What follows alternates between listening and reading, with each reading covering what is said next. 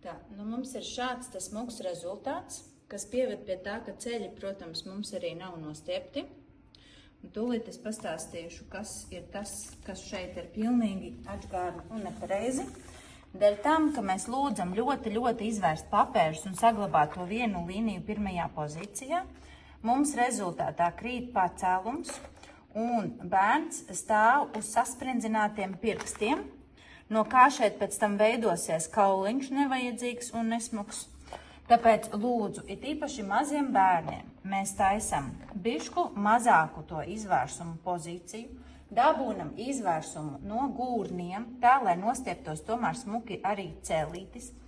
Lūdzam atbrīvot pirkstiņus, lai pirkstiņi brīvi stāv pie grīdas, un šeit pakasam, lai tā potīte paceltos uz augšu un veidotos smuks pacēlums.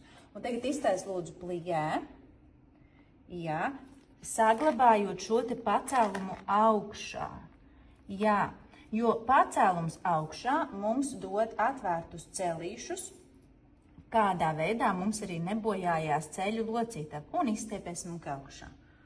Hops, uz pacēlumu, ār pacēlumu solīt no šejienes. Un atkal uz visiem pirkstiņiem, mazo pirkstiņu jūtam pie grīdas, visu ārējo maliņu. Un vēlreiz ir celīt plijē ar pacēlumu. Un pacēlums saka, necel papēdīšus, papēžus pieši grīdu. Pacēlums, šī vietiņa. Un tagad izstiepies, un pacēlums augšā. Šitā vietiņā jābūt augšā. Pirkstiņi brīvi. Jā, paskaties, cik smuka potīte. Nu redz. Un lūdzu, mēs nestrādājam citādāk. Jo tas ir traumatiski ceļiem, pēc tam ļoti bēdājās ceļi par šo.